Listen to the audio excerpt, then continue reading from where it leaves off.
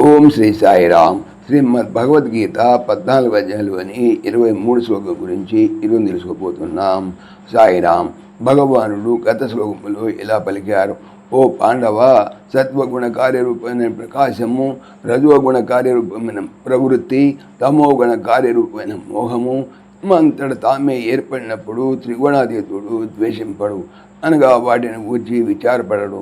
అట్లే అవి తొలగిపోయినప్పుడు వాటికై కాంక్షపడడు, అనగా ఎల్లప్పుడూ ఒకే స్థితిలో ఉంటాడు. ఇది చెప్పేటువంటి 23 శ్లోకంలో ఇలా అన్నారు: ఉదాసీన వదాసీనో గుణైర్యోగ విచాల్యతే గుణా వర్తంత ఇత్యేవయోవతిష్ఠతి నేంగదే.